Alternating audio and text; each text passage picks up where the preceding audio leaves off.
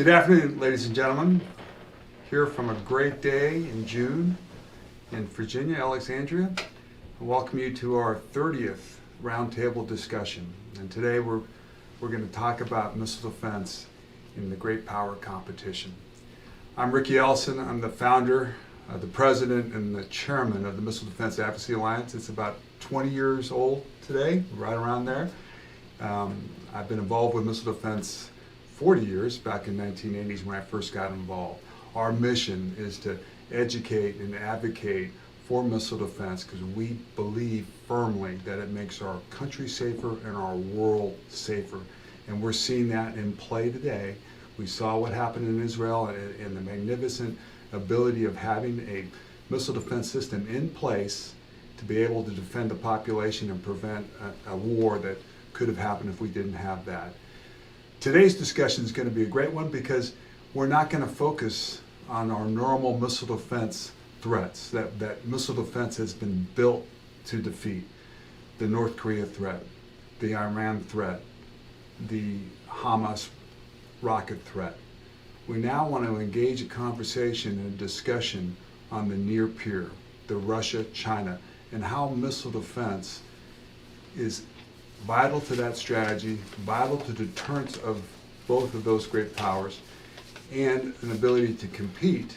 And we're seeing weapon systems like the Hypersonic glide that is coming out of those two countries that threaten U.S. national security, that threaten our European allies, that threaten our Asian allies, and how we play into that. And we've got three great speakers here today. Obviously, we've got the best in the world today on Aegis missile defense. He's a program executive, RDML Tom Druggan. We're going to give you and he's going to help you with understanding the development, the architecture, where we're going to go with his ability to fulfill the warfighters' requirements around the world. A difficult position to be in, but one that's vitally important. We also have former retired Montgomery, who comes to us in a couple of ways. He was the former policy director for John McCain on the Hill, so he's got that whole understanding. And he was the head of operations for the Pacific. So he's going to come with a good perspective where he thinks we're challenged in the Indo-Pacific arena and how we can best apply missile defense in there. And obviously the big question is the Guam position, which is strategically right in that role to be able to set that pace and deter and defend some of our power projection spots there. And then we go to the opposite side of the world, to our East Coast. We've got a great guest, highly valued and esteemed, and that's former Admiral Jamie Foggo, who was the commander of naval forces for Europe and Africa.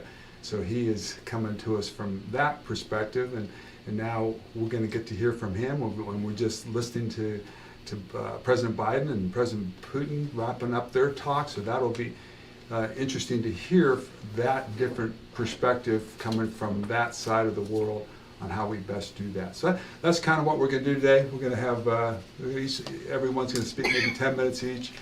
And then we have our board member here, John Rood, will be asking the questions. He's a former undersecretary, so those questions will probably be pretty pivoting and right in a good position to do that. If you have questions, you can do it on the telecast, or you can email the questions to questions@missiledefenseadvocacy.org.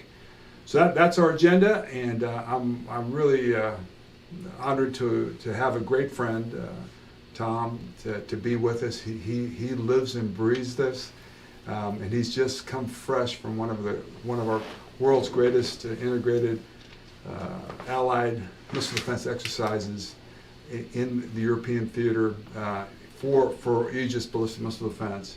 He runs the Aegis ballistic missile defense. He's producing products in terms of all our baseline 9s and moving that up every year. Major products going into our warfighters on both sides, and he's developing the sensor aspect of it, and he's probably the guy in charge of creating that study around Guam and what those possibilities are. So it's great to have you here, Tom, and I really appreciate your thought, your insight, and your ability, your articulation of this very complex subject. And I want to lead into you right away in the difference between a homeland security, the Missile Defense Advocacy Alliance, and the MDAA writ large. Happy and thrilled to be here with my fellow panel members, Admiral Montgomery, Admiral Foggo. This is an important topic, and thanks for continuing the conversation. As you know, our opportunity to get together in person and have these kinds of discussions is still pretty limited.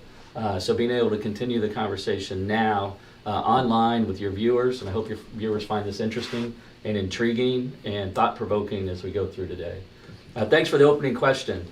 Missile defense really started back in World War II with kamikaze pilots from the Imperial Japanese Navy going after U.S. Navy forces. They were manned cruise missiles, but still a missile defense problem.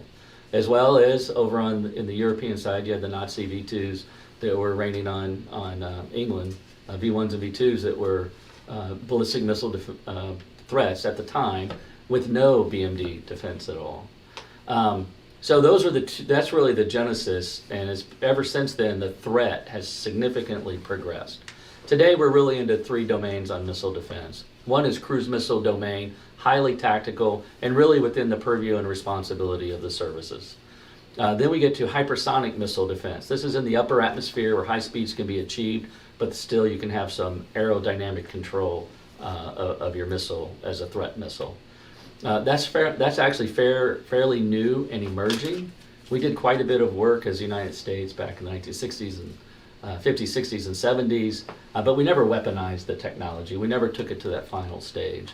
Well, that's changed. Other countries in the world have, and that just demands the establishment of a hypersonic missile defense capability. But that's an emerging effort. As I referred to, the ballistic missile defense has been prevalent since World War II, and certainly was a feature of the Cold War, and that has continued on till today, and that's ballistic missiles. So the difference between the three is cruise missiles in atmosphere, lower altitude, high aerodynamic control, but speeds that top out about Mach 3.5. Still tough problem. Hypersonic missiles, upper atmosphere, Mach 7 plus, amazing kinematics, super tough problem, and emerging. And then ballistic missile defense, they're in space. They travel most of their trajectory in space before they re-enter the atmosphere and seek out their target. And so if we're going to defeat that target, we can do it in the boost phase when it's going up. Extremely difficult. You have to be there. Geometry really matters. The speed of our weapons matters. You can go after mid-course. We have quite a few efforts in defeating the ballistic missile defense threat in mid-course, and then finally in terminal, and we have capability there as well. So those are the three domains. But as you alluded to, there's actually a difference in policy, from a policy perspective, from national homeland defense and the regional defense of our expeditionary forces, Navy, Army, Air Force, as they're overseas protecting our friends and allies, and deterring and defeating the threats that arise. That policy division is actually really important when it comes to missile defense. Again, cruise missile, mostly in the services lane, that's inherently expeditionary for the most part. For instance, the cruise missile defense of individual ships or carrier strike group operating overseas as forward presence and to reassure our friends and allies. In terms of hypersonic missile defense, there is a difference. Defending the homeland against hypersonic missile defense, based on our policy today, would be different than our regional. And specifically, as I talk through that, might not make a lot of sense. But we have to recognize that a hypersonic threat could be conventionally armed or it could be nuclear armed. And so once you get into the nuclear realm, we really are focused on strategic deterrence as our policy tool of choice in the United States against countries like China and Russia that have inventories of these emerging weapons. And then finally we get to ballistic missiles. Those are typically intercontinental ballistic missiles, ICBMs. Those are typically assumed to be nuclear tipped when it comes to attacking our homeland, the United States of America. But in a regional context, they would also be conventionally and those are called short-range ballistic missiles, intermediate-range ballistic missiles. And as medium range, short, medium, and intermediate range ballistic missiles in a conventional sense. So we can actually have the same threat that's in one that's treated differently if we're overseas in a regional conventional conflict versus defending a homeland from a nuclear attack. So that's important. I've seen good people really have a pretty vigorous debate. But one was talking regional context, the other was talking a strategic deterrent homeland context. So it's important to establish exactly what we're talking about. Today, I'll be talking about regional missile defense in a conventional context, and really the capability that the Aegis BMD sea-based weapon systems delivers to the Navy. Tom, just getting at that, and there's a gray area right away, which is Guam, which is a U.S. homeland capability, but it's forward operating out front of the homeland. So that defense is very challenging, both policy-wise, I would assume, in what you're trying to do. Plus, it would seem that the near peer gives you a 360 position of a layered attack that you would have to have an architecture to be able to do all three of those systems that you're talking about there. I know we've done a great job with the carrier fleet, what you've done, because I think that's been driven missile defense. You're the only one of all the services that's done cross-domain and layered 360 defense. So how do you think missile defense now fits against the near peer in that kind of gray context, or how do you play in that without? So actually, it's even harder than what you described. So first, we'll deal with the technical and the threat, and then we'll talk about policy. So from the technical and the threat side of the house, it's not just the fact that we might be facing a 360-degree threat, whether it's Guam or a carrier strike group, from cruise missiles or hypersonic glide vehicles, right, which is the emerging threat on the hypersonic side. The real challenge is it's not going to be one. It's going to be a whole raid. And it might be a multi-axis attack. That, folks, that's really, really difficult and challenging problem for us. And we have lots of good work to do ahead to sharpen our capability to be able to take on these larger raids that are presented, in a scenario like that. So not just 360, but also raid size and large raids. Those are demand signals. That's why we do need layered defense. If you wait and try to raid all at once, defeat a raid all at once, you may very well subject yourself to having leakers, and that means lost people, ships, capability, which is not my duty. My duty is to protect and defend. So I need to deliver that capability. So we really have to build in the layers. The layers are really important because you want to be able to attrite a threat raid, multiple hypersonic glide vehicles, or multiple cruise missiles, or multiple ballistic missiles, attrite it over time and space, battle space, so that you can make sure there are no leakers. So that's the technical and the threat challenge. That's the combat system capability that I'm challenged to deliver. Are we on top of the capacity on this? I mean, that seems to be a big mission there. It is. So I work closely with the Navy for them to establish what they think their requirements are for the different type of capability that I deliver. And in fact, the capacity that we're delivering, on top of the capability, just the capacity is great. We have 40 BMD, ballistic missile defense capable ships today. And 20 of those are our highest integrated air and missile defense ships. Aegis Baseline 9, Baseline 9 Charlie in particular, which is eye-watering IAMD capability. And by 2025, we'll have over 60. So Navy investment in this regard through the Aegis modernization program is impressive. And then that's just the modernization to create the base and the foundation. And then I come in from the Missile Defense Agency and add particular pieces to enhance that capability and give it a ballistic missile defense capability. Now when we get to policy on Guam, I would say that is actually foremost, but an important element of the current administration's discussions on the path forward. And Congress has pretty good debate going on there. You have a demand signal from the combatant commander in Indo-Pacific as well. That was previously Admiral Davidson, and now Admiral Aquilino has testified to that. So there's a good, healthy national debate on what's the right way and right form to protect and defend the territory of Guam, and then against what threats. And then on top of that is, well, what parts have to be in place when? That's all work that's being done now, and I think will extend and also into, beyond this year and into the next year. And I think, as you know, what was announced earlier this week, that there's going to be a missile defense review that's going to look into that policy. It will absolutely be part of that. And go through that. And I think it'll be coming out in February next year.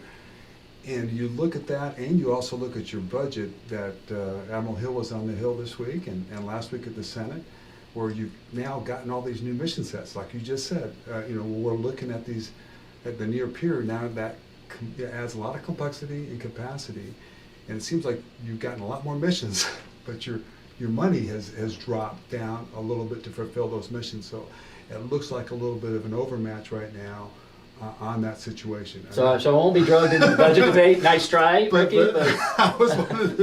I just want to let everybody know what the challenge is, because adding this thing on without adding the extra funding and without adding policies can be difficult for you to be able to give the warfighters what they want. And my job will be to be very clear on what can be delivered, what I can deliver with the resources I'm provided. Yeah.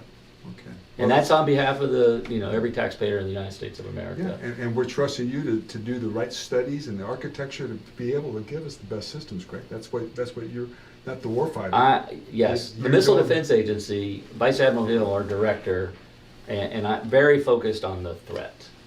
Yeah. All right.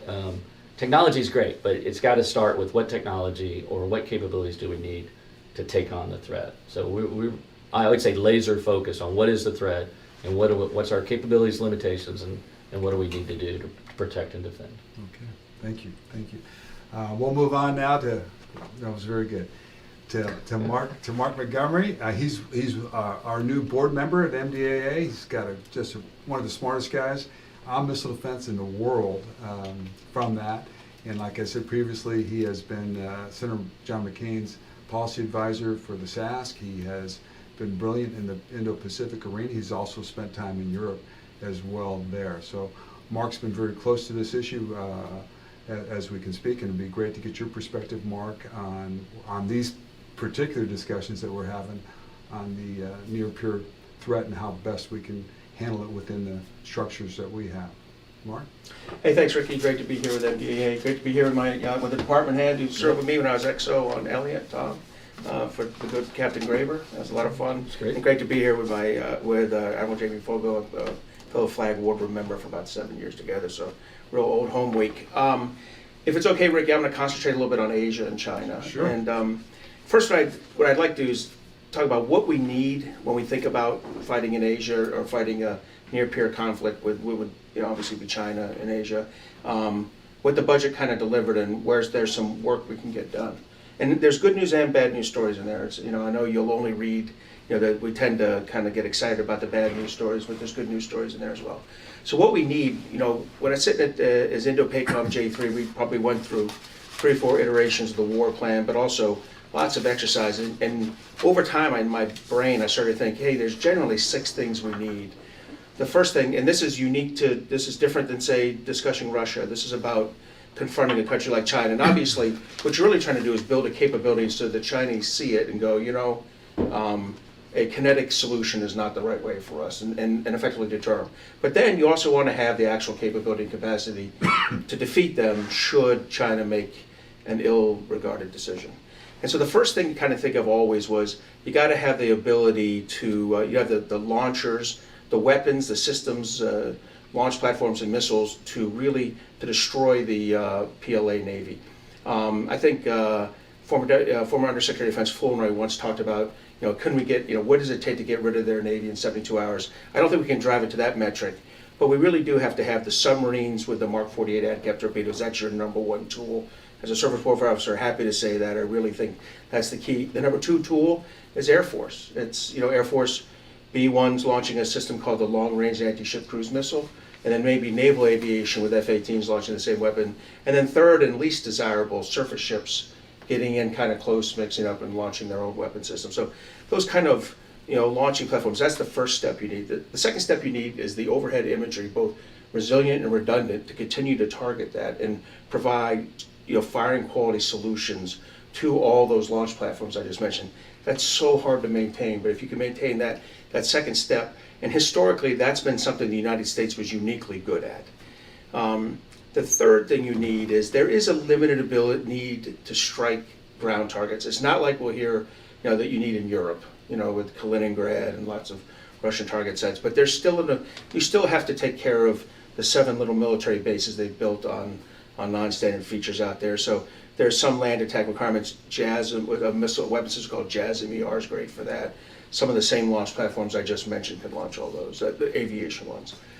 The fourth system you need is one where missile defense starts to creep in, and that's, you have to be able to temporally support those assets. For the moment that they are exposing themselves and launching and doing things, you have to have that kind of temporal maritime, almost dominance in a geography and a time.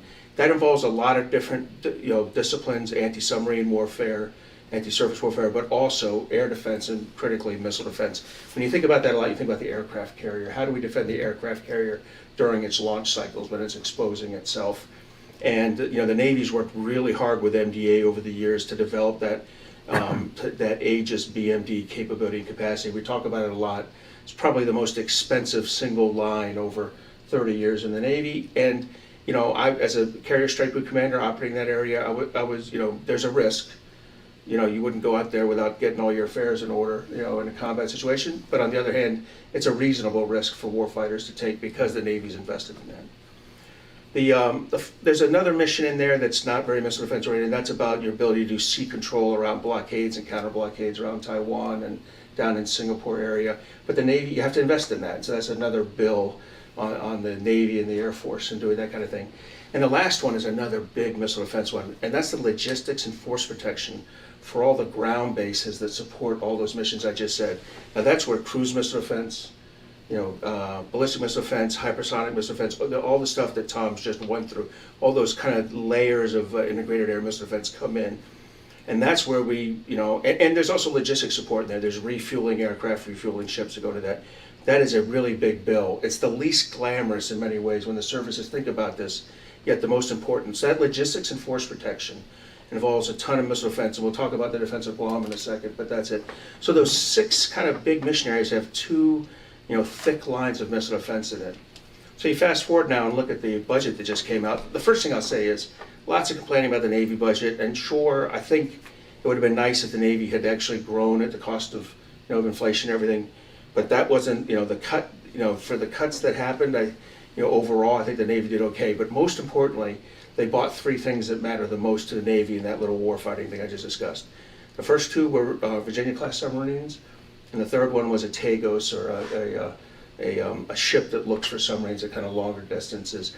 I have to be honest; those are the 3 most important things that I wanted to see in the budget. They're in there. There's lots of other things that could be improved, but I would say that for the Navy. When I look at ballistic missile defense, it's interesting. You mentioned it was a cut, but it's a weird cut. It's $8.9 billion. Last year, the budget that came in was $7.9 billion. It then got a $1.3 billion increase from Congress to get it to $9.2 billion. So I think they're starting in a better place.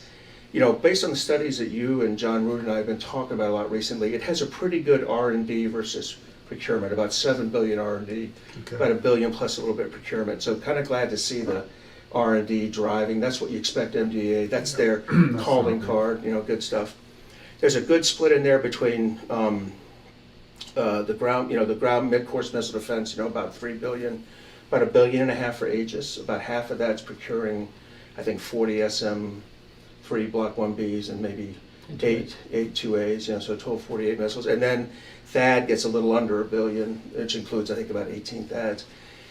The one number in there that makes me uncomfortable is the $77 million for the Guam defense, and that's because the PACOM commander, in a congressionally mandated report called, I think, the Section 1251 or 1253 report, reported back that, hey, I recommend about $350 million being put against the defense of Guam.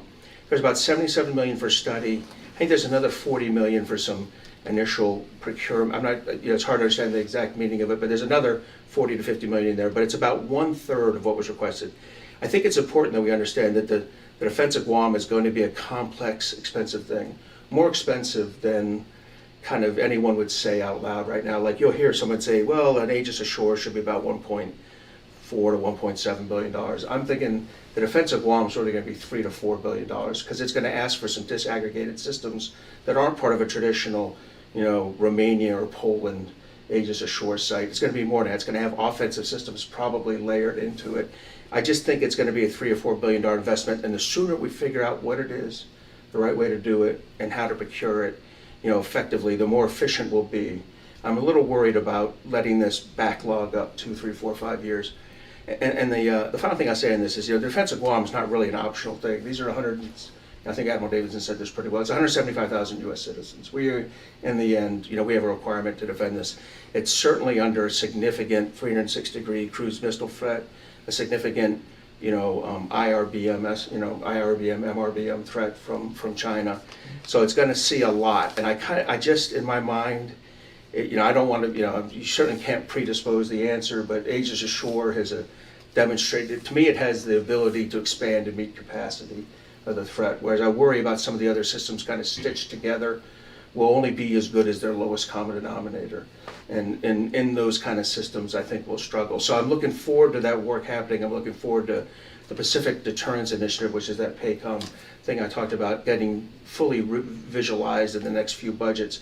FY22 probably didn't deliver as much as possible. Now here's some good news. Congress cares about that. They care about missile defense. I think there is, 0 Kelvin chance that we're not going to get a plus up in MDA's budget. We're not going to get a specific plus up in some of those Pacific Deterrence Initiative programs. So I think you'll see a better final budget in December than you're seeing now. But we did start from a pretty good spot. Mark, I'm struggling, and maybe you can help me understand this better, but my understanding is if we have the right missile defense capability on Guam, we can release a $2.5 billion ship. We can release 3 $2.5 billion ships that do that mission. We could release the THAAD mission, another $1 billion, and put those in other places to be more efficient.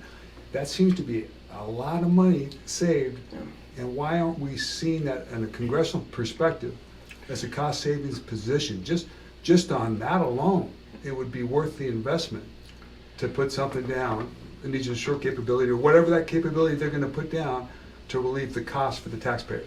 So I think your principle's right, that if we get the right defensive Guam system in, we're going to be able to release the only there during a contingency. It's not there 365.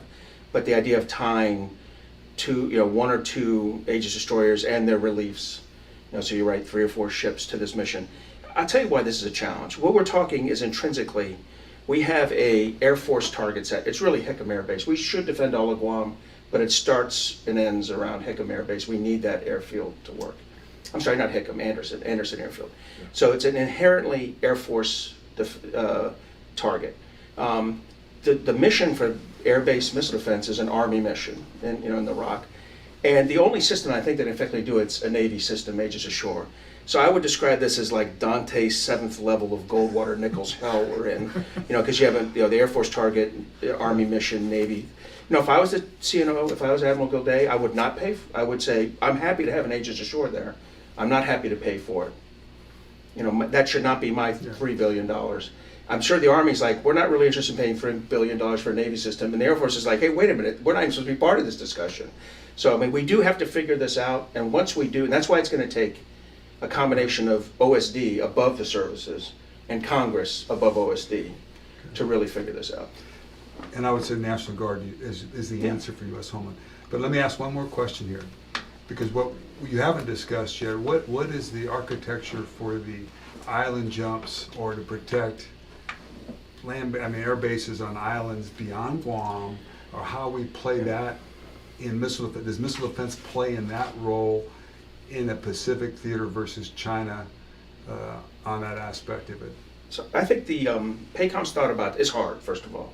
Look, is it necessary to do this? So yeah, it's hard. So what I would say is The Air Force, in thinking about this, has come up with agile combat employment, the idea of moving their forces around using maneuver to provide some defense. So that will work if you make the investments ahead of time. Here are the investments you need ahead of time. One, you need to sit down with your allies and partners and say, I'm going to make myself able to use not just the traditional 4 to 6 bases in mainland Japan, but your 26 Japanese air self-defense force air bases, and maybe another 30 to 40 private airfields.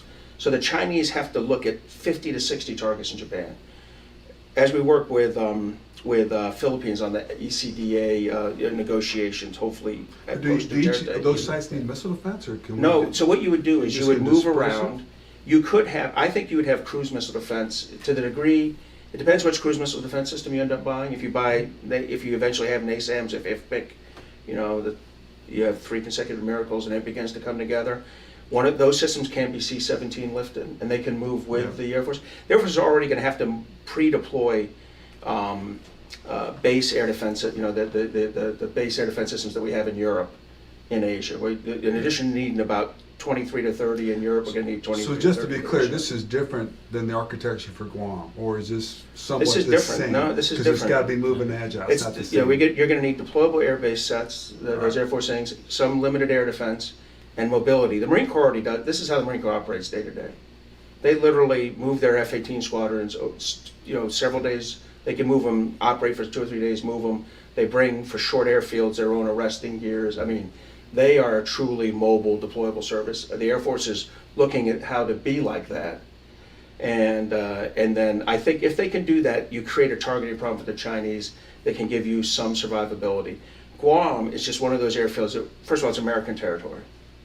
You mentioned that. And we have to defend it, so we might as well anchor ourselves there. I would not anchor myself at any other airfield in East Asia right now. But I think you have to at Anderson and Guam. Thank you, Mark. All right, now we'll get shift over. So the studies for the defense as well are ongoing and looking broadly. Okay. And it's not just ballistic missile defense, it's also hypersonic missile defense and cruise missile defense and other kinds of attacks. So it's a broad effort, and not just by the Missile Defense Agency, other organizations are involved. And you're looking at those agile bases for base defense? So that's that tends to be a service problem in this case. Yeah. So I'm not involved in the Missile Defense Agency is not involved in that particular survivability problem for the Air Force. But you're comfortable that Aegis combat system could relieve the ships or not? So nice try, nice try. We'll let the chief architecture of the Missile Defense Agency finish his work, and we'll go. Okay, all right, that's gonna be great. All right, Jamie, now we get to hear the other side of the world, so we need to get a little balance in this discussion here. And it's so great to have you. You're Harvard educated, you're a submariner, and you've had one of the most prominent jobs in the world of the naval forces for Europe, and that formidable shield just came out of there. So we're real excited to have you here, Jamie, and hear your thoughts on that side of the world. Thanks very much, Riki. It's great to be here with Admiral Tom Druggan and my good friend Mark Montgomery. I come here today as a fellow from the Center for European Policy Analysis. And the good thing about being retired and being a fellow is you get to do a lot of reading, research, a little bit of analysis, and you formulate your own opinions. And so today I'll just share some of my own personal opinions with you about missile defense. First of all, I'm a big believer in missile defense and our missile defenders. And I'm a big believer in the transatlantic bridge. I also believe we're in the midst of a great power competition, no surprise there. Western Pacific and China is important, but China is also in Europe, and Russia is still important too. We had a great summit between 2 presidents today. Let's hope it continues. But the reason we had that summit was because we negotiated from a position of strength. Now, as I went back and did some homework for the session today, I looked at Missile Defense Outline brochure online, and it states the Missile Defense Agency works closely with our combatant commanders, parentheses, Pacific Command, Northern Command, etc. And I was surprised. But I said, so the shining example of our first overseas Aegis Ashore facility in Devisello, Romania, has become an etc. And my old boss, Harry Harris, who became PACOM commander and also ambassador to South Korea, used to say words matter. So I'm here to talk about the perspective from Europe today. My journey is going to take you back to the future. So I'm going to go back to grad school in 1986 for 2 seconds and tell you that my first introduction to missile defense was at a course in international law at the Harvard Law School. I was at the Kennedy School with two great professors, Abe and Antonio Chase. Abe Chase had been this legal advisor to John F. Kennedy. I mean, he was walking history.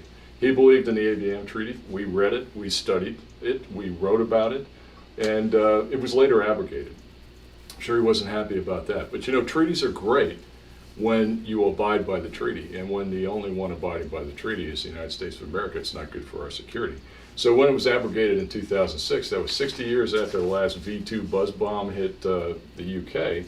The Bush administration went from BIMDO to Missile Defense Agency, and then the Obama administration decided that we were going to start putting facilities overseas. My next foray into missile defense was when I worked for Admiral Mike Mullen, and arguably, to me, and I'm biased, one of the best chairmen we ever had. When the president made a decision to shoot down one of our satellites that had gone awry back in 2007, Admiral Mullen took ownership of that.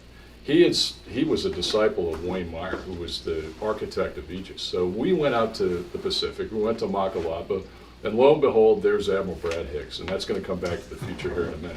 And Admiral Mullen met with him in Makalapa to the wee hours of the morning, and then we went down to the PAC fleet. It was either PACOM or PAC fleet. Admiral Pat Walsh had been a midshipman with Admiral Mullen at the Naval Academy, he was company officer, so we went there, and we watched this shot. And for me as a submariner, where command and control is important, forceful backup is important. Feedback and repeat backs are important. It was one of the most professional things I'd ever seen in my life. You know, the USS Lake Erie is out there. We can hear the ship talking. We can hear the commanding officer. We can hear the launch, see the launch, and we can see missile kill extraordinaire in the upper tier of that satellite. It was extraordinary.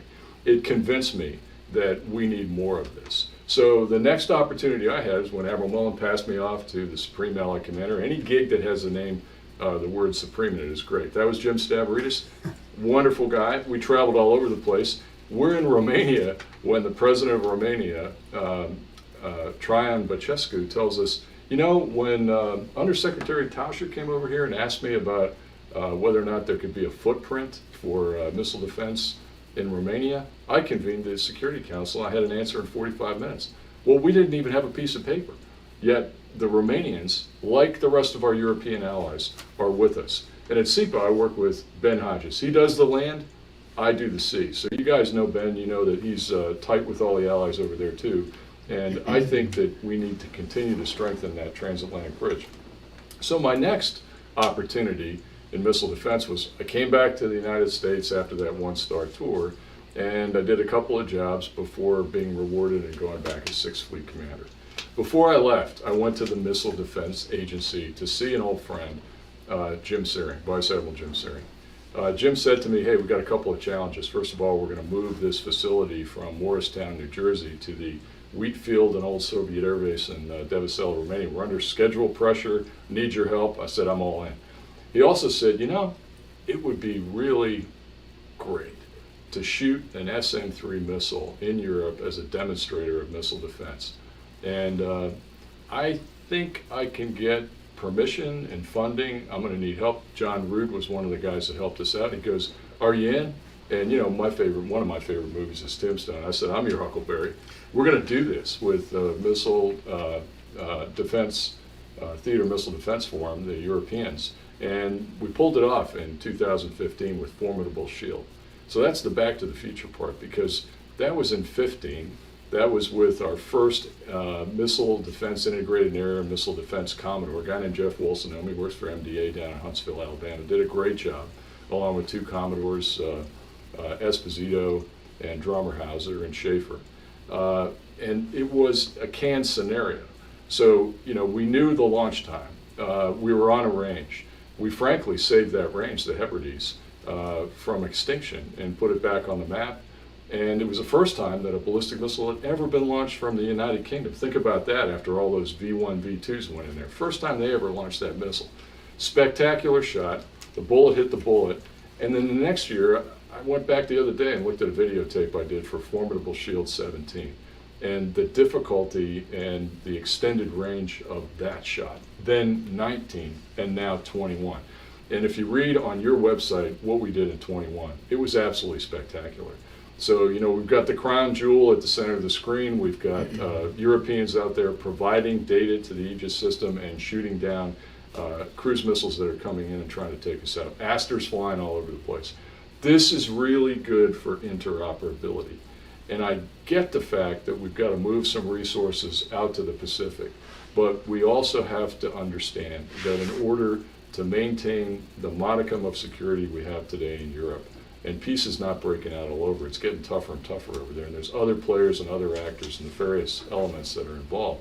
We've got to have that interoperability with the allies, and that's one of the things that exercise really brings to the table. So I'm very happy to be here today, just representing my own thoughts and opinions. Thanks for inviting me, Riki, and I'd be happy to talk about any of this or what my views are in the future with this distinguished panel.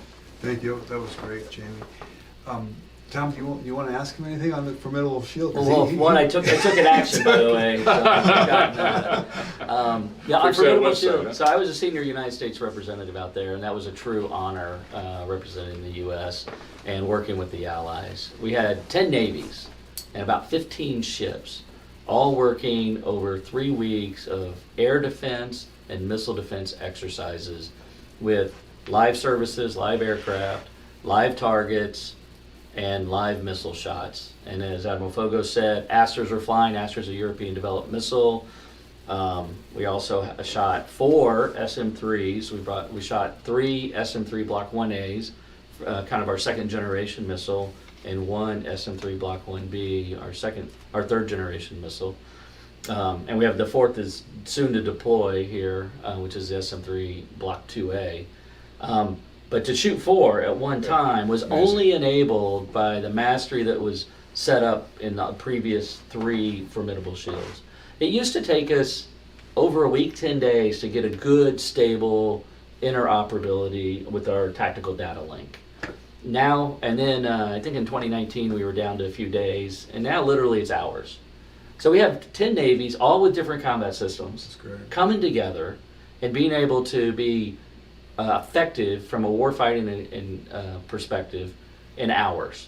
That's eye-watering, and that did not happen in 2015 or 2013 or prior to that. Also bringing the high-end targets, and thanks to the Missile Defense Agency for supporting the Formidable Shield effort and the at-sea demonstrations that are completed there, but also the Navy. The Navy brought 2 supersonic targets this year, which were fired at low altitude. And that really stresses everybody's combat system. And we'll do that again in 2023. So both the Missile Defense Agency and the Navy will be back to Formidable Shield and the at-sea demonstrations in 2023 to really continue this impressive series of events.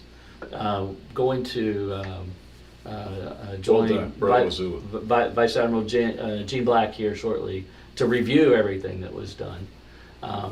And again, this really, what was really the cruise missile defense and ballistic missile defense.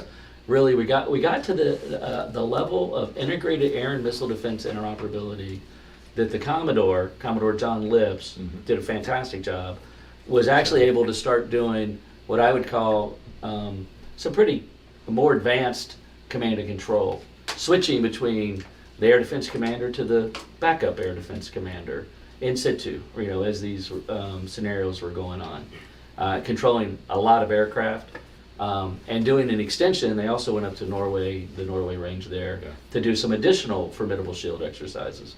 So really, it's grown, it's matured. We are in true IAMD now, integrated air and missile defense, at an international level and effective.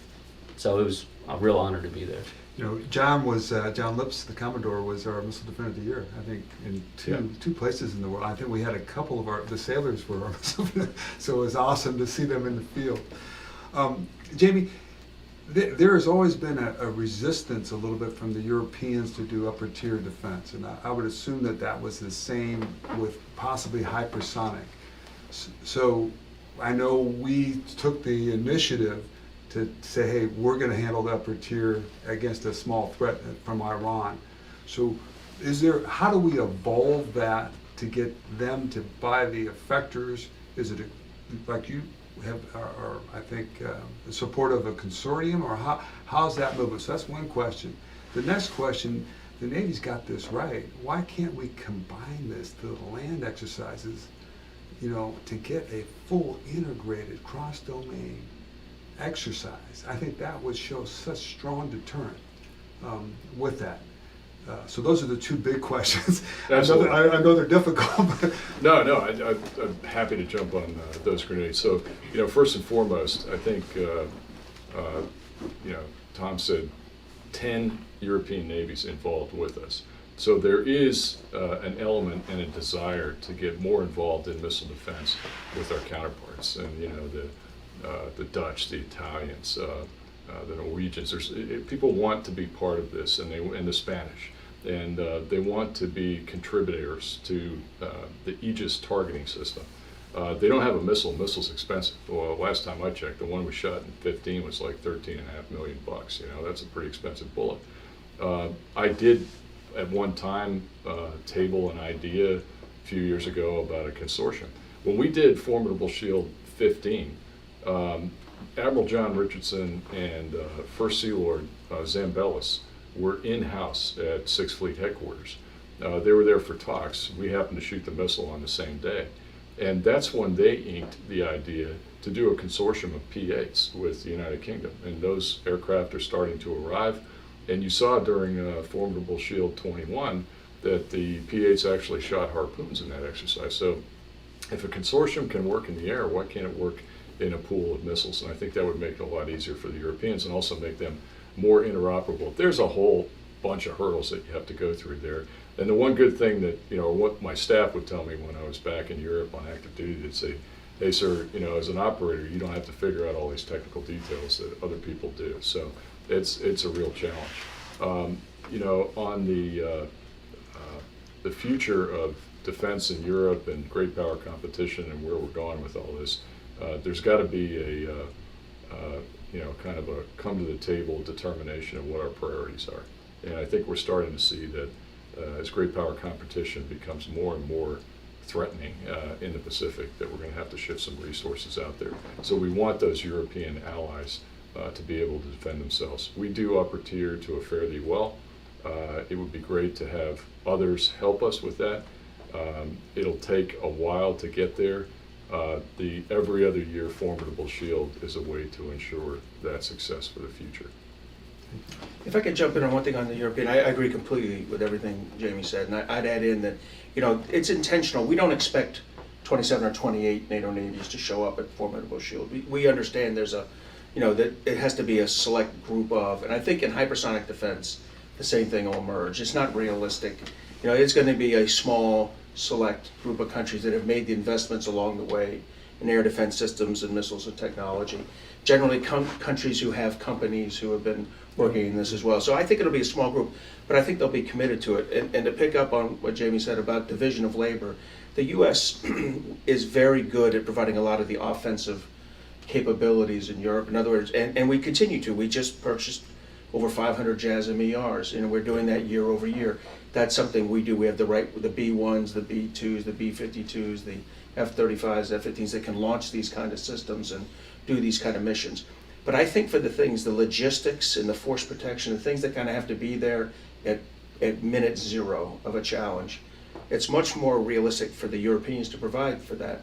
So that means things like air defense and eventually things like hypersonic missile defense probably have to grow from the large number of European forces there and then the small amount of forward-stationed U.S. forces there. And we still maintain a healthy, actually have grown. Mark, it looks like the Europeans have, used this as a crutch. I mean, on the upper tier, just on the upper tier, and that's great for Iran, but if we're going to move out on Russia, we can't. So I would say in general, the Europeans have used this as a crutch on Iran. So I'd set that aside and say that for the Russia threat, for something like hypersonic missile defense, I think they understand how to do it. Now, this is a very small group of countries that I think they can really get into hypersonic. Maybe on one hand. But I think they'll make those investments. I think once you've made a decision, I'm confident the Europeans will shoulder their share of this. That doesn't mean we don't have unique capabilities we wouldn't bring, even on the defensive side like that. Just like we still maintain we have some unique logistics capabilities that others don't have. What about in Europe? The joint offense-defense training mission, or something bigger than Formidable Shield. Are the Europeans ready to throw that down, or is that too much? So, we went from Formidable Shield, we finished up Defender 21. To your point, Ricky, the Navy and other navies, and the Navy and Marine Corps are truly a joint team that fights in all domains. So we need to get better at integrating ourselves with the land, and that comes through kind of a global approach to these operations and experimentations that we do out there. We went from Defender 21, which, Navy's doing some operations at sea. There's stuff going on the land. Ben and Hodges and I talk about this all the time, and how we should have synergy. We rolled right into Baltops without, a blink of an eye. And, that's 40 ships and 5,000 personnel up in the Baltic. And then when we finish that, we're going to start later this summer the large-scale exercise. Now this is across 17 time zones. It's 25,000 personnel.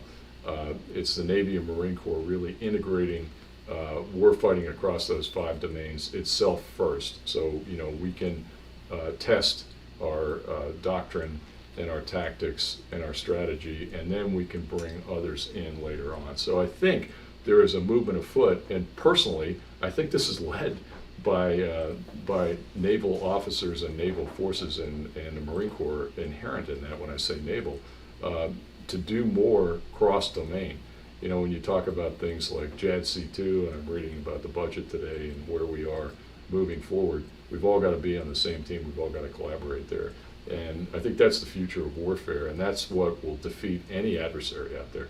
Because when the United States puts its mind to it, just like the brilliance of Wayne Meyer and Aegis and the SM-30 Interceptor, we're going to come up with the best systems, and then we're going to come up with a way to deploy those systems that increases risk for any adversary, and we will deter them as a result. Thanks, Jim. Tom, did you- Yeah, I do. So, and thanks, Ricky. Both Admiral Montgomery and Admiral Foggo have talked about really sensors, weapons, connections, and stuff like that. So that's really raising our game, so to speak, to be able to fight at the network level. And fighting at the network level brings a lot of inherent advantages. You get resilience as you lose a node, a warfighting node called a ship or an aircraft or something. You can immediately shift their tasking to others. You can even split duties. You can efficiently allocate tasks across your force to make sure that when some are overtasked, you can shift that. It gives you a lot of resilience at your force level, and not just the force level on a Navy perspective, but the joint force level.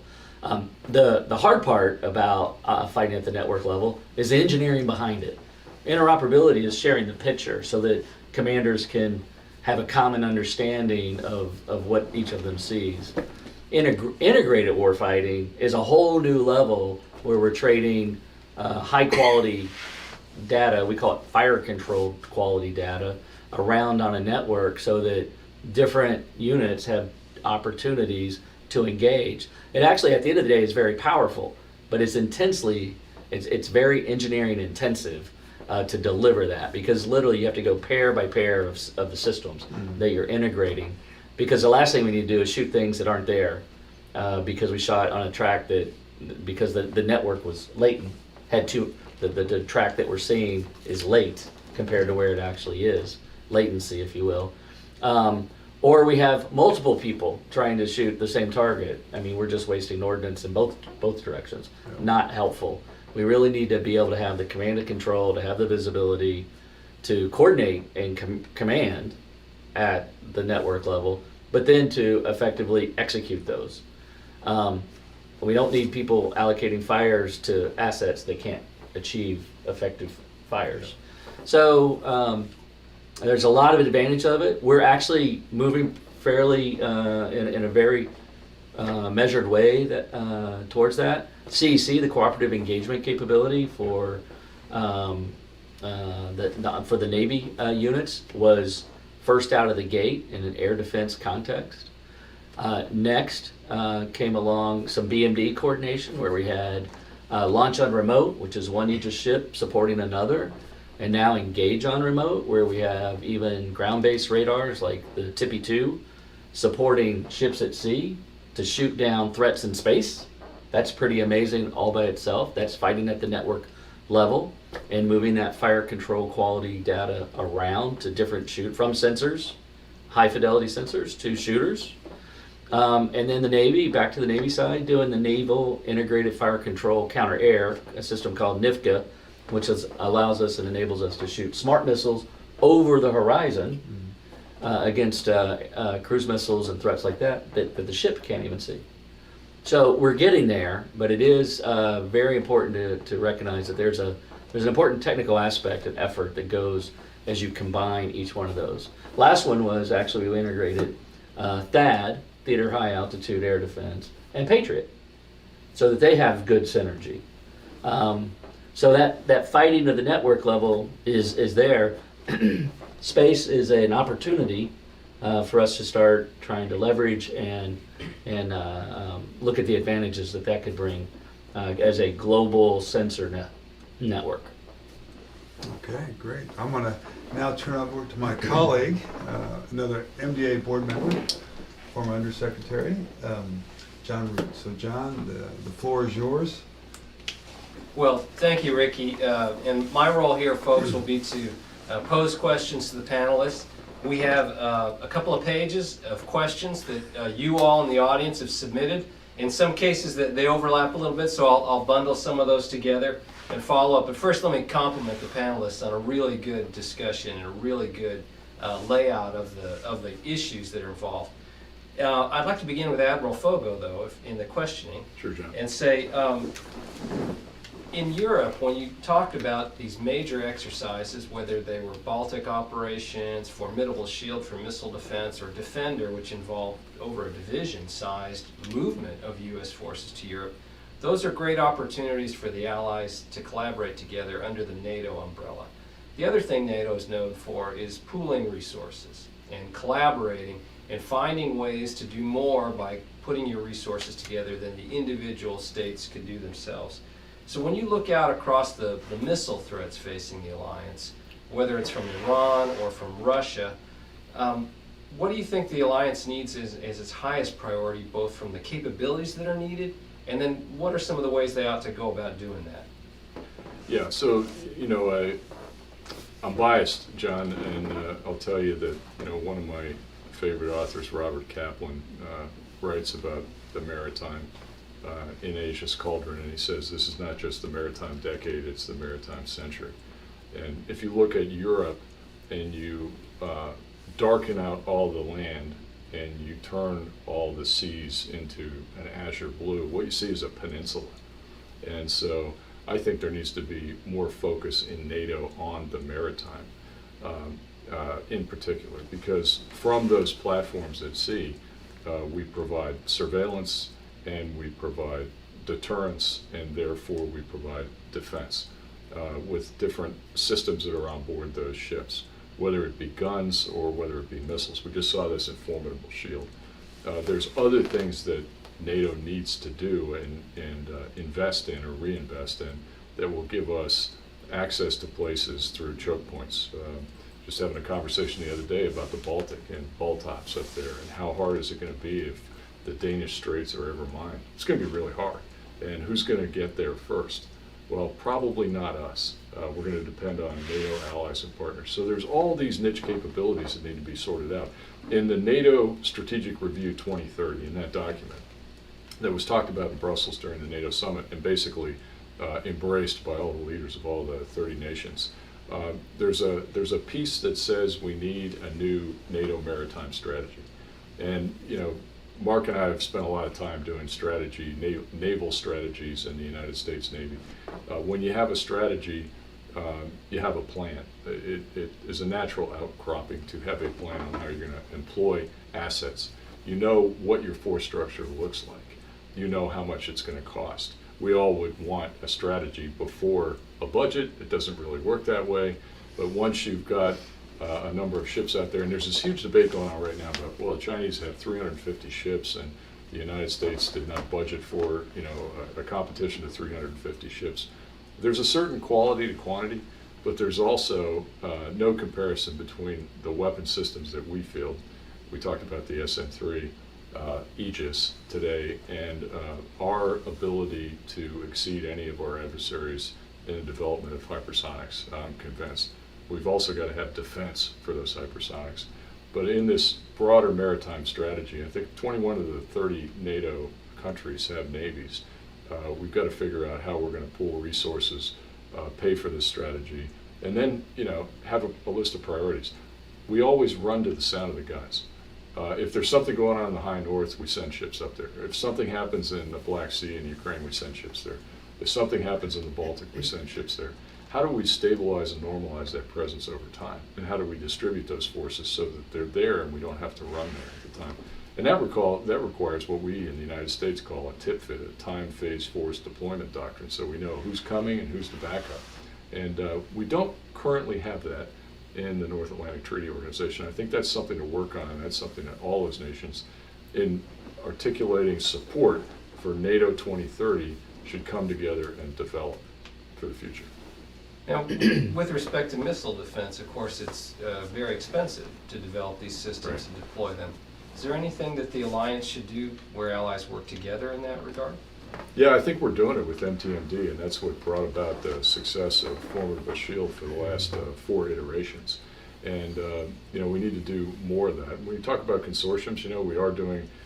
We have a C-17 consortium, we have a NATO AWACS consortium, and we now have a consortium of P-8s in Norway and the United Kingdom. Other nations can come on board in a consortium for missile defense. It's not just participating every other year in a Formidable Shield, but buying into those systems. There's got to be some give and take, though. The United States is very particular on who it will share these technologies with. Mark is an expert on this, not so much me, but there are things that NATO nations have to do to ensure that they can stay plugged in. Listening to Tom talk about networks, we are happy to share information and have our partners and allies plug into our networks as long as their networks are clean. And that was a clear reminder that I made all the time to my European counterparts. You want to talk about investment in 5G? Be very, very careful. Keep your networks and your weapon systems, and there's a lot of discussion about the European defense initiatives now that go in a different direction. If those networks are not certified and able to be joined with our networks, then you're not going to plug in. And I think that's resonating, and that clearly was an outcome of the NATO summit in heightened concerns over China in great power competition. John, I can give a couple. I agree completely with everything Jamie just said, and I'd also say I think there's 2 good examples where they could work together, building on existing consortiums or on existing efforts. One is in cruise missile defense at the lower level, at the low elevation level. The United States, for a lot of reasons, the United States Army has walked away from this mission while they had so many other challenging missions after 2001. And I think, but some of our NATO partners didn't. So the Norwegians, the Dutch, the Spanish all have NASAM systems. We ought to be pushing harder for this tip-fit type thing where they're on rotation in, at major NATO airfields like Ramstein. They're fully Link 16 capable. They can be integrated in very easily. We have our own NASAMs that defends. The National Guard runs defending the National Capital Region. So we're used to operating this alongside Patriot, alongside that. So that's one example. A second is, as we think about NATO, the post-AWACS era, the U.S. Air Force is finally starting to realize that they will have to replace AWACS. I think they're looking hard at the wedge tail, an Australian thing. They could look at the Navy E-2D. Now I know it's anathema to the Air Force to pick a Navy weapon system, and it certainly is smaller, and there's not a crew rack or anything. So the Air Force is going to have to think hard about it. But the E-2D would be another option. But for NATO, the wedge tail and the E-2D contribute to cruise missile defense in a way that the E-3A didn't. And so I think that as NATO goes to the next generation, they're going to need to take a hard look at that. And I think probably the wedge tail would have it's just a better land-based aircraft probably, but the E-2D might be another option, certainly one the Japanese Air Force is using going forward. So those are 2 areas in the missile defense realm where the technology exists for our allies and partners to easily buy into it the interoperability with existing U.S. systems it exists, and so I think those are two areas where I would hope NATO might take some effort. Let me offer a footnote, John, if I may. Please, go ahead. Listening to Mark talk, and I know Mark is a former colleague of Chris Brose, who was up with the SASC working with Senator McCain. What a great book he wrote called Kill Chain. And something else that NATO partners and allies can do is contribute to warfighting by getting to the left of the kill chain. That means more investment in cyber and space. And when you read Brose's book, and just listen to Mark talk about AWACS, one of the things that got John McCain's attention was a renewal of JSTARS. And he just didn't see the utility in that, and it went away. Subsequently, we have JADC2, thinking out of the box. We got to think out of the box. We got to get to the left of the kill chain. Actually, as much as I love missile defenders and Missile Defense Agency, if we can do that, we can kind of put the interceptors out of business, because there won't be kinetic type events. The one challenge I see, though, is, to Tom's point, the network and ACT, the command and control of NATO with France and versus us. And that's a big gap between what we're doing at JDC2, where we're going, and how do you heal that? Or they've put a lot of money into that. Yeah. In R&D, and that doesn't seem to be functioning the way it should be to do what you're talking about, of having the network capability to run a command and control from. Well, the good news is, Riki, that ACT exists. It's down in Norfolk. It's co-located with Joint Forces Command Norfolk, which is a relatively new pillar of the transatlantic bridge. Woody Lewis has done a great job down there, and there's still much work to be done. But when it comes to the French, separate the political from the mill-to-mill relationship. Mill-to-mill relationship is terrific. And they went out and filled in for the carrier gap twice in the last couple of years with Charles de Gaulle. So we have proven that we can be interoperable, plug into each other's systems. You're running around out in the Gulf with some of these high-tension situations with the Iranians in the last couple of years. There's got to be an ability to pass data on tracks that could become potential targeting data. So we've sort of kind of figured that out, and we need to do the same thing in missile defense for missile defenders of all flags under the NATO alliance. We even have an a Marine Corps F-35 squadron deploying on the Queen Elizabeth. Yeah. It's wonderful. So the pieces are, the commanders are able to move the pieces around when and where they need them, and help each other. I want to switch gears and come to the Pacific here and talk a little bit about what has become widely acknowledged as the largest national security threat the United States faces, and that's from China. And I want to bring Admiral Druggan into this part of the discussion. When people look at all the different military capabilities that China's developed, missiles, ballistic missiles, cruise missiles, hypersonic missiles are one of the most prominent capabilities that military has developed. And China's got over 1,000 short and medium range missiles they've deployed, hundreds of intermediate range missiles, and then a very large ICBM force, plus aircraft launched cruise missiles, carrier strike type missiles, and then those aimed at the United States homeland from submarine launched ballistic missiles. So all in all, there's a lot to deal with there.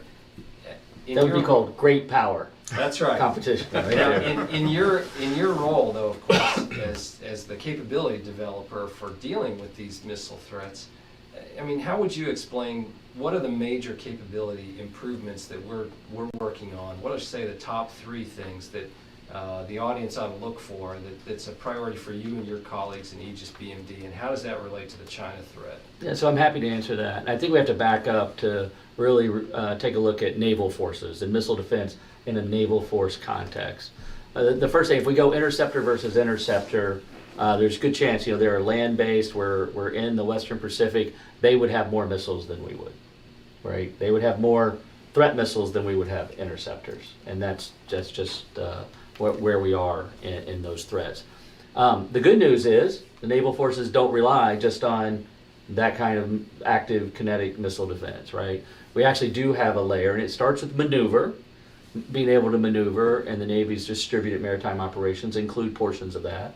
We have operational deception, which is helping, really complicating China's calculus on where are our forces. And this kind of alludes to the Air Force example you gave on access to many bases, where are they today, and what the Marine Corps does. So maneuver and operational deception are key pieces here.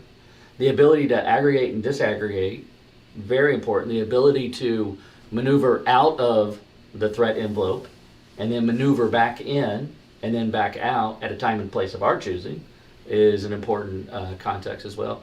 And in terms of actual missile defense of a particular platform or the carrier strike group, we have one more advantage over terrestrial. So a missile that's going to hit a place on Earth can use a satellite navigation system like GPS, or it can use its internal navigation system and still hit that point. The air is a little bit different, but it'll get close, right? Even if it uses its own internal navigation system, which is prevalent in your smartphone today, right? Then we have the other piece of naval forces. Well, naval forces are never still. We are truly mobile all the time, everywhere. We can't sit still. And so we're constantly maneuvering. And what that means is that the threat missile has to have a seeker. It has to be able, in the end game, to, on its own, find its target. And that allows us to bring some other, it's an opportunity for us to further defend ourselves. Because now we can use electronic warfare techniques, we can use decoys, as well as the layers of kinetic interceptors. So there's good appreciation that we have all these tools to defend our naval forces at sea. And the warfighter, the commander's problem is what tool to use when and how many. And this is all post-launch. We also have the left of launch tools. So at the end of the day, it's a pretty robust tool set for naval commanders to use. The trick is developing the proficiency, and this is at the human. This is the human piece. When and what tools to use and how to use them to be effective and be able to defeat and deny those raids of the threats that are coming in. And it just can't be the ship commander, the commanding officer of an Aegis destroyer or cruiser. It can't be the air defense commander of a strike group. It can't be the strike group commander on his own. This is really at a minimum the strike group commander level, but then up into the fleet. And we have what we call numbered fleet commanders. So in the Mediterranean and the European theater, it's the commander of 6th Fleet. In the Persian Gulf and the Red Sea, Northern Arabian Sea area is the commander of 5th Fleet. And then in the Western Pacific and over into the Indian Ocean is the commander of 7th Fleet. We have a couple others that are associated with the United States and Southern Command, but those are our three that are focused expeditionarily overseas. So they'll be the ones that have full visibility from left of launch to the strategic and the operational deception, into and then finally into defending the assets actually at sea. So there's the problem set is these raids of all these missiles that China has developed, and they're out of development and because they've tested their way to production. And so now they're into production of threat weapons, the cruise, hypersonic, and even ballistic missiles, all of which are threats to the Navy as well as assets ashore. And part of our job, remember, is not just defending the strike group or individual ships, but also reassuring our friends and allies that we'll be there by being there in peacetime, and then also having the capability to defend critical infrastructure and areas ashore when we're called upon. So I don't know, I think I answered your question. Let's just check and make sure. Well, would you say then that some of the advancements, though, for active missile defense will include improvements to protect the carrier, to make the Chinese anti-ship capability less capable? So I'll say that by the Navy and the Missile Defense Agency recognize the threat that the Chinese systems pose, and have developed and are continuing to develop and improve new systems, improve the current systems and develop new systems to pace that threat. Okay, all right. Let me bring Admiral Montgomery into this discussion.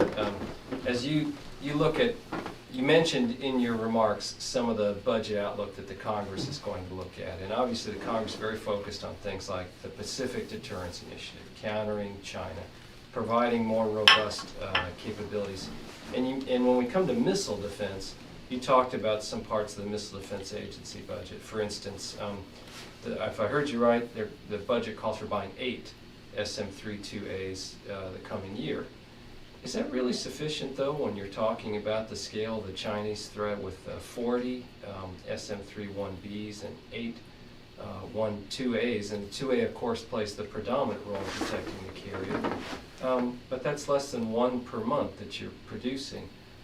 How do you think the Congress is going to look at this? Or how do you think that overall this advancement in the U.S. capability versus the advancements in the China capability, what do we need to do about that? So, well, first you have to look at previous year purchases too, and make sure, because every once in a while you'll look and see there was an off year 1 year, an on year, so the next year you go down. You have to have, you kind of have to have a level playing field across 3 to 5 years. Look, is 48 missiles enough? 4 per month from the facilities is probably on the low end. But you were saying the words capability, so it's capability and capacity, and I agree that. And I think it's one of these things where there is in the end, a fixed budget, and you have to figure out what am I going to get. That 48 didn't put me off my game that much, I thought. And I do think historically munitions are an area where the Congress does plus up.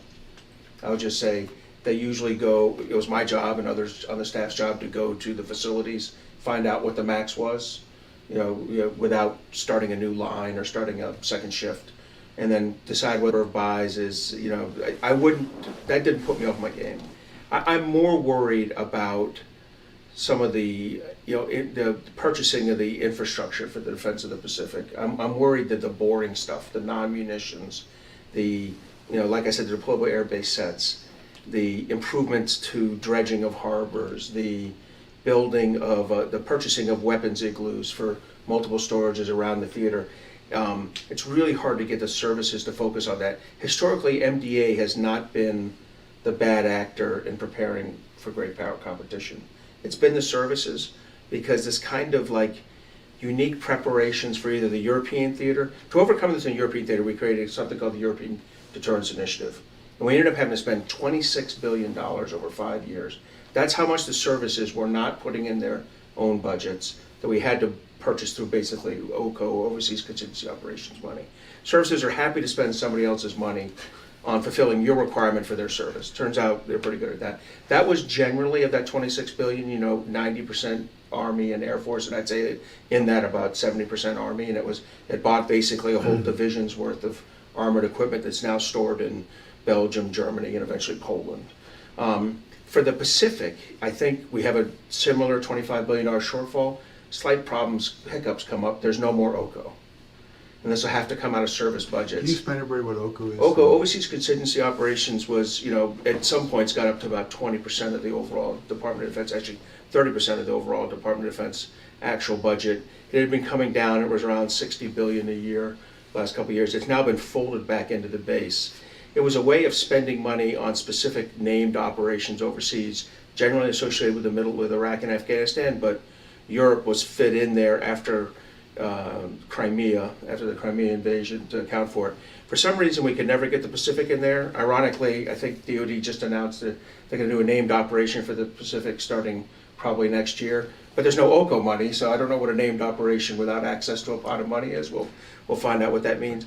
My point on this is, I do worry about the MDA numbers. I do worry about MDA. I worry much more about getting the services, because my experience with the services are, if I said, here's my war plan, it's doing A, B, C, and D, they'd be like, great news, Mark, we have the exact naval force budget for that for the next 5 years. I go away and say, oh wait, Admiral Harris said change it, it's now E, F, G, and H. They'd be like, don't worry, Mark, it turns out we have the exact budget plan, shipbuilding plan for that. It's the one we told you for A, B, C, D. If I came back and told them there's a third one, they'd come back and tell me, don't worry, Mark, the budget we have fits that. The services are not terrifically interested in COCOM tweaking of their, COCOM demand signals on their budgets after they've set it. And I think they're very uncomfortable with year-over-year changes because that does cost money Yeah. when comes to that. But to me, if we're really going to prepare, if there is a prioritization towards China and a preparation for China, it probably needs some China, metaphorical China, needs to be broken in the service budgets.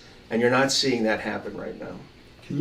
Go ahead. Can you just talk about the cruise missile defense problem that we're not addressing Yeah. in the budget? It doesn't seem like we are, So- unless I'm wrong. Yeah, Senator McCain got his normal spin cycle on this one day when it became really clear that for very good reasons, the Army had left traditional cruise missile defense. That's the ability to shoot down kind of low elevation cruise missiles. Patriot's really designed for something else. In a pinch, you can twist it, but then you're using a very expensive missile and launcher system and a not optimized radar for low E cruise missile defense. We used to have a system called Hawk and then IHawk that kind of did this. We got out of this business. A lot of the guys who did this and gals went to the Middle East and did military police roles and other things, not cruise missile defense. And cruise missile defense in the Army has tended to start to mean rocket and mortar defense using CRAM, a Navy Suez truck mounted. The Navy wasn't allowed to get out of that mission. Turns out cruise missiles were still getting fired at ships. So Aegis evolved to be a cruise missile defense system. So while it is rocket science, it's solvable rocket science. The Navy has figured out how to solve it. But we, for our ground base, for our air defense, for Ramstein, for Anderson, for Misawa, for Mildenhall, the major U.S. air bases throughout European and Pacific theaters, we do not have a cruise missile defense capability against the kind of low elevation cruise missiles that we fire at all our adversaries. And one of the problems of us being so successful with Tomahawk, as our adversaries eventually picked up on it and have put a little bit of accelerant, they made them Mach speed missiles, and they're firing them back at us at low elevation. And we don't have the money for that. McCain ordered them to take a look at it. They come up with 2 batteries, one for the east, one for the west, one for Yukon, one for PECOM, and then a second 2 batteries again, Yukon and PECOM, over 21 and 22, or 22 and 23. The Army made a mistake. They went and looked at Iron Dome, which is not really a cruise missile system at the time, and currently it's not a cruise missile defense system. Now they've backed out of that a little bit, and they basically are back at square one, relying on a system called IFPC, Indirect Fire Protection System, that is several, almost not quite a decade behind schedule, but certainly behind schedule, over budget, and being reimagined as we speak.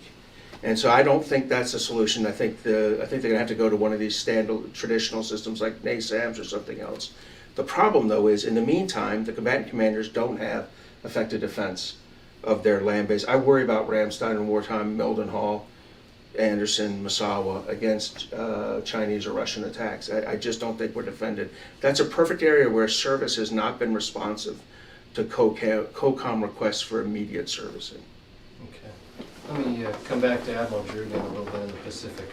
And here, I'm going to put together with minor surgeries sort of 4 questions that people 4. have emailed Nice. in. Yes. We're going to go for the 4-bagger here, try for the home run. The first part of it talks about joint all-domain operations, particularly being very difficult in the Pacific in the so-called first island chain, which includes Taiwan. And the questioner said, well, how will air and missile defense be tied into enabling those joint all-domain operations in the chain? And a related question was, given the difficulty in defending Taiwan because of the threat from so-called carrier killer missiles that push U.S. naval forces further out, how will air and missile defense enable that defense of Taiwan and these joint all-domain operations in the first island chain? And I'll continue by stitching some of these together, Admiral, by saying, and another questioner noted, well, the difficulty of dealing with China in that related area is so-called system attack. And you talked about this a little bit in your remarks. How does your whole system operate together? How do you maintain system integrity to allow you to conduct those operations? And then the last question came in with someone who's a good quote meister, who said Aristotle had some famous words that, quote, the whole is greater than the sum of its parts. And that begs a question about how do we improve the service lead and joint interoperability, joint integration for air and missile defense, and does the Space Force play in this, and how do they get integrated into your Pacific thinking? So I've given you a lot there. I know Yeah. all at once, sir. But we figure we'll try for the higher level of difficulty here towards the latter part of the question. So great, thanks for the questions. So first of all, let me start with the end, because I think it's important, which is the Space Force and Space Command, and really running our global space network and what that does for us. You have to remember, if you turn the globe and you kind of look at Hawaii, the rest of the globe is blue. The Pacific is massive. It is not like the Atlantic. It is absolutely not like the Mediterranean. Those are much, the lines of communication are much shorter. It takes almost a couple weeks to get to Hawaii from San Diego on a ship. It takes another 3 weeks to get to Guam. Massive area. You cannot surveil it with terrestrial or ship-based radars. Impossible to do the whole thing. So space helps, and will be a huge enabler. And we have space in lots of ways for intelligence and to provide us warning, indications of warning, and things like that.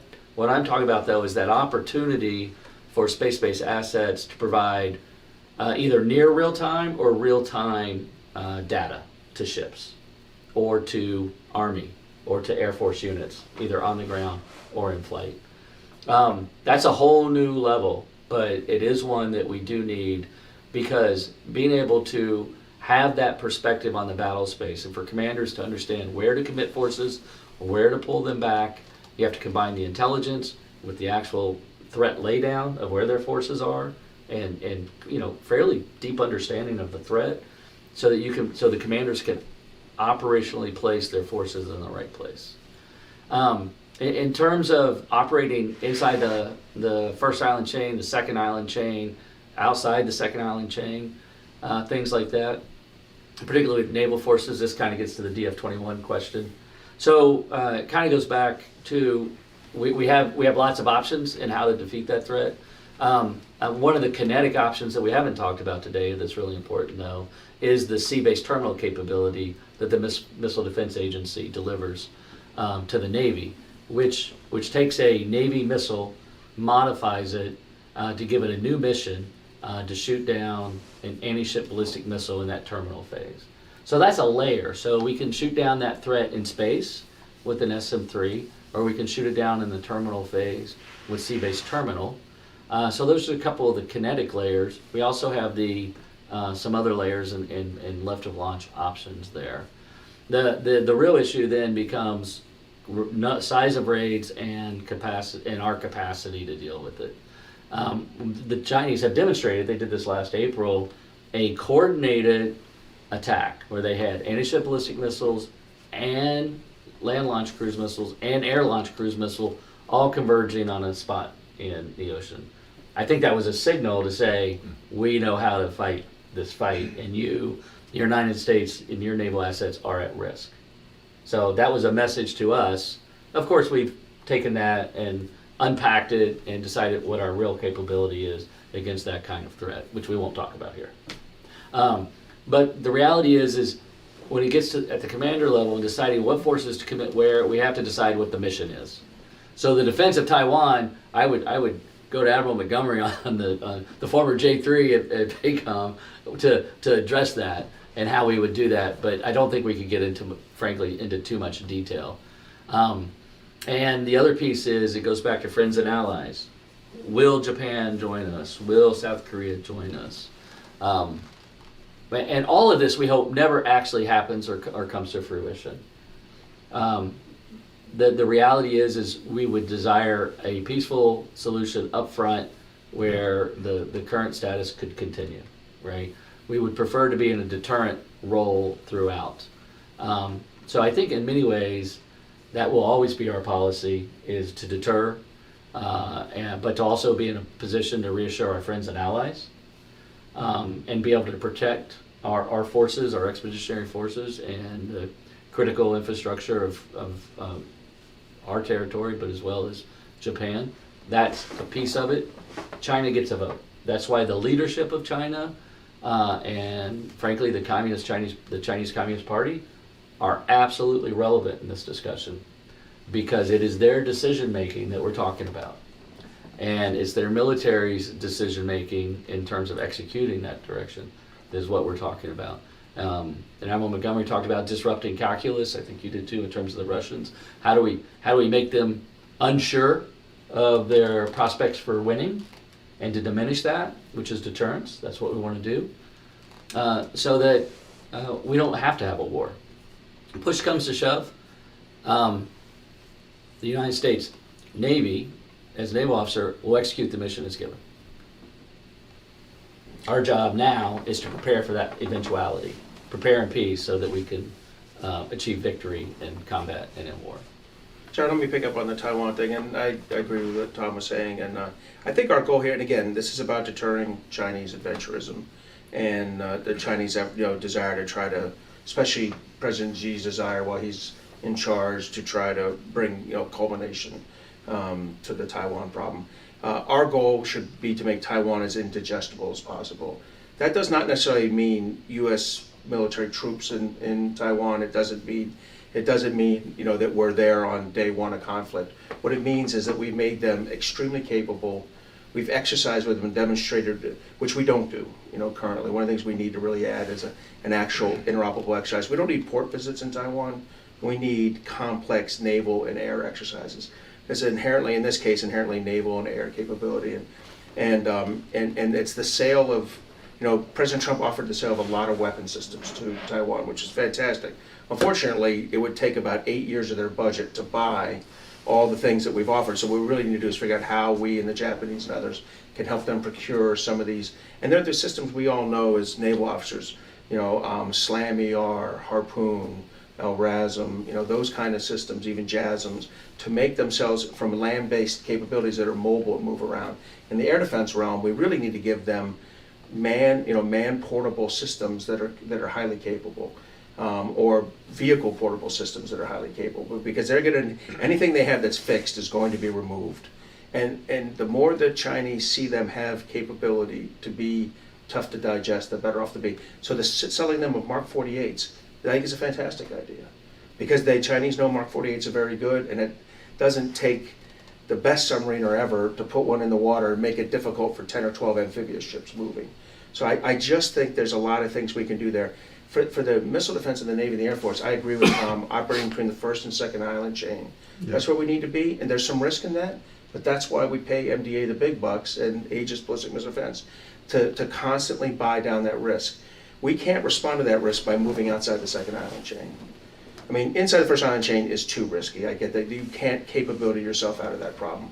But between the first and second island chain, it's our job to work on that. There'll be you balance the risk versus the cost. And then you figure out how to operate there. And the Air Force is a big player in this, and they'll bring capability and capacity over the top of the Navy that I think gives us a reasonable deterrent effect on the Chinese when combined with an indigestible Taiwan for 2 to 3 weeks while we position all those forces to conduct what I said.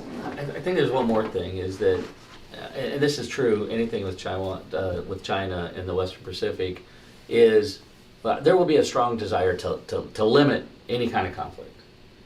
Because if we go to a regional conflict, it's incredibly messy and violent, probably. And so that brings choices to friends and allies on what to do when in terms of supporting us, as well as any of the countries that may support China. Each country is actually in a difficult position in that region for any kind of kinetic conflict between the United States and China, which no one wants. And that will be a difficult time, I think, for the entire region, which hopefully will never come to pass. All right, I think what a great discussion. It's been a phenomenal discussion. I think we really hit what we were here to do. Jamie, I think we got the ETC, etc., out of the European. I had my action. I got my action. But we spent some considerable thought across all of us to come up and open those solutions, the challenges that we face, and we just ended it at the peak with Taiwan. So, and the first and second island chain. So this was a great discussion for the public to hear, for our influencers to hear, to understand, you don't get to have this kind of dialogue amongst experts like this to be able to truly understand the problem. So I'd like each of you just to have a couple closing remarks, and then we'll call it a great day. So Jamie, I'll start with you. Well, Riki, thanks very much for the opportunity to be here with such a professional crowd. We have a lot of challenges out there. We have a limited number of resources, so we're going to have to come together as a nation and set those priorities. And we can't go it alone. So, my message today is not just Eurocentric, but everywhere. We've got to have allies and partners. I was encouraged by what I saw in the fortnight of summitry for the last week or so in Europe, and I think we need to do the same. We started that with the Quad out in the Pacific. Mark was part of that when he was J3 out there, and I think this is a way to get after great power competition and autocratic rulers and countries that want to challenge our democratic way of life. And we do that, as I said earlier, through a position of strength. So go missile defenders, keep doing what you're doing. You're doing a great job, and I think the future is bright. Thank you, Jamie. And just your rich tapestry of your history of missile defense, even the formidable shield, just real special to have it end here. And Tom being able to do the last exercise, it was phenomenal. So thank you very much. Mark? Oh, thanks first, Riki. Thanks to you and MDA for hosting this. Great to see Tom again, and obviously always good to listen to Admiral Foggo's experience. And I first want to agree with him completely. The allies and partners element, something is missing, broadly missing or largely missing over the last 4 years. I think I'm glad to see it come back. I think it makes us a more effective country. It's what makes us unique. When the Chinese look around at their allies and partners, they have a very strong relationship with North Korea, and they can let us know what that's worth. And we have a rich, we have 30 plus treaty allies and nearly 100 partners around the world. The second thing I would say is we need to not overreact on the budget. We can plan for China and Russia with $715 billion. It's not optimal. I could give you a bad plan with $800 billion, and I could probably give you a good plan with $650. So I think you can get to an effective plan with $715 billion. We just have to make the right decisions. I would encourage the administration to look hard what the PACOM commander says he needs in the Pacific Deterrence Initiative. It generally hasn't changed much over 5 to 7 years through 3 commanders now. I think that is an indication that it's probably about right. And you're just going to need to make these need to make the services make these kind of boring investments in exercises, training ranges, deployable base sets, logistics, and some munitions. If you do that, that's a Pacific Deterrence Initiative.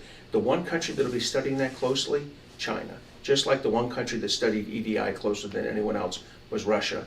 And those investments have a deterrent effect. And obviously they have a war-winning capability and capacity if you need to use them. Mark, you were great. The insight on the budget, the insight on the interplay, that was phenomenal.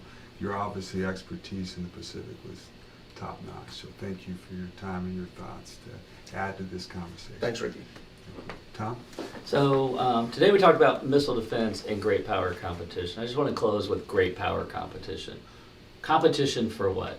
And ultimately, this is a struggle for the type of government that is going to govern in the future. And it affects all of us. And there are high stakes in this great power competition. And I truly, truly believe, having sailed the world and visited scores of foreign countries, that we in the United States actually have the right balance between individual liberties and the role of government. In our country, the government is there for the individual. In the great power competition on the other side, countries like Russia and China, individuals, citizens, are nothing more than a resource for the government. And that's not a country or a future that I want to live in or that I want my 2 daughters to live in. Thank you, Riki. Thank you, Tom. We're going to close on that. That was brilliant. So thank you very much for all of you to come together and move out on this and project what's really required for us to compete. You said it well. Everyone has said it well.